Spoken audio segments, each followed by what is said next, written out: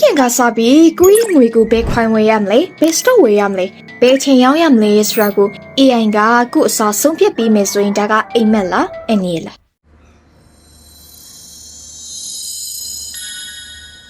အခုဆိုရင် AI ကစာရေးပေးတာပုံဆွဲပေးတာလောက်နဲ့မပြီးတော့ပါဘူး Factional data တွေ market data တွေ news တွေကိုရဲ့ risk preference တွေကိုပါခွဲခြမ်းပေးပြီး investment decision တွေကိုကူညီပေးနိုင်တဲ့အဆင့်ကိုရောက်လာနေပါပြီအဲ့ဒီချိန်မှာလူတော်များများကအရန်ကောင်းတာပဲကိုယ်ပိုင် chart ကြီးစံမလို့တော့ဘူးလို့ထင်နိုင်ပါတယ်ဒါပေမဲ့ပြဿနာက AI ကမှားတိုင်းဘယ်သူတာဝန်ယူလဲပထမဆုံးအနေက AI ဟာအမြဲမှန်တဲ့ oracle မဟုတ်တာပါ AI ကအရင်ကရှိခဲ့တဲ့ data တွေ pattern တွေ probability တွေပေါ်မှာအခြေခံပြီးဆုံးဖြတ်တာပါဒါပေမဲ့ fictional market ကစာအုပ်ထဲက formula တစ်ခုလိုတော့မဟုတ်နေပါဘူးဥပမာ AI ကအရင်က data တွေကိုကြည့်ပြီးဒီအခြေအနေမှာ access တစ်ခုခုတက်နိုင်ခြေများတယ်လို့ခန့်မှန်းနိုင်ပါတယ်ဒါပေမဲ့ရုတ်တရက် war ဖြစ်သွားတယ် regulation အသစ်ထွက်လာတယ် exchange တစ်ခုခုမှာပြဿနာဖြစ်တယ်ဒါမှမဟုတ်လူတွေရဲ့ panic selling စတင်သွားရဆိုရင်အရင် data တွေကအနာဂတ်ကိုအာမခံပေးနိုင်တော့မှာမဟုတ်ပါဘူးဒုတိယအနေကပိုပြီးစိတ်ဝင်စားစရာကောင်းပါတယ်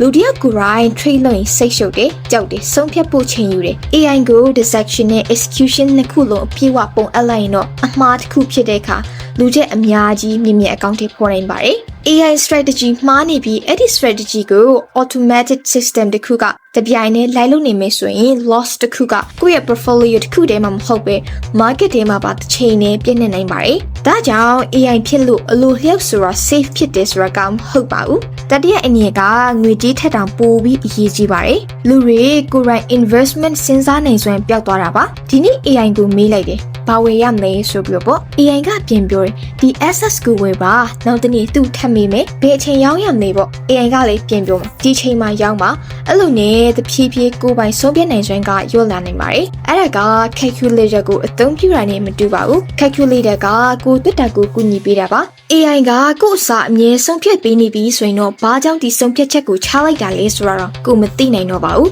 နောက်ထပ်အရေးကြီးတာတစ်ခုက data နဲ့ bias ပါ AI ကကိုယ့်အကြောင်းဘလောက်များသိနေလဲဆိုတာကိုစဉ်းစားကြည့်ဖို့ပြောချင်ပါတယ်ကိုယ့်ရဲ့ income spending investment history တွေ risk appetite တွေ portfolio fictional goals တွေကို AI ကသိနေပြီဆိုရင်တော့ဒီ data တွေကိုဘယ်သူကထိန်းချုပ်ပေးမလဲဘယ်လိုအသုံးပြုမလဲ system ထဲမှာ bias တစ်ခုပါတိုင်းဘယ်လိုဖြစ်မလဲ AI က objective လို့ထင်ရပေမဲ့ AI ရဲ့ output က data model နဲ့သူ့ကိုတိစောက်ထားတဲ့ rules တွေပေါ်မှာမူတည်ပါတယ်ဒါကြောင့် AI ကပြောတာကိုအမှန်တရားလို့မယူဆသင့်ပါဘူးဒါဆိုရင် AI ကိုမသုံးသင့်ဘူးလားမဟုတ်ပါဘူးအကောင်းဆုံးနည်းလမ်းက AI ကို investor အဖြစ်မထားဘဲ co-pilot အဖြစ်ထားတာပါ AI က data တွေရှာပေးတာ race တွေကိုဖော်ထုတ်ပေးတာ scenario တွေကိုနှိုင်းယှဉ်ပေးတာမျိုးကိုမမြင်တဲ့အချက်တွေကိုထောက်ပြပေးတာမျိုးတွေကိုခိုင်းလို့ရပါတယ်ဒါပေမဲ့နောက်ဆုံးဆုံးဖြတ်ချက်ကိုတော့ကိုယ်ပိုင်နားလည်ပြီးချနိုင်ရပါမယ်ဘာကြောင့်လဲဆိုရင်တော့ AI ကငွေဆုံးရှုံးသွားရင်ပြန်ရှာပေးနိုင်မှာမဟုတ်ပါဘူးဆုံးဖြတ်ချက်ရဲ့တာဝန်ကတော့နောက်ဆုံးကိုယ့်စီမှာပဲရှိနေပါပါ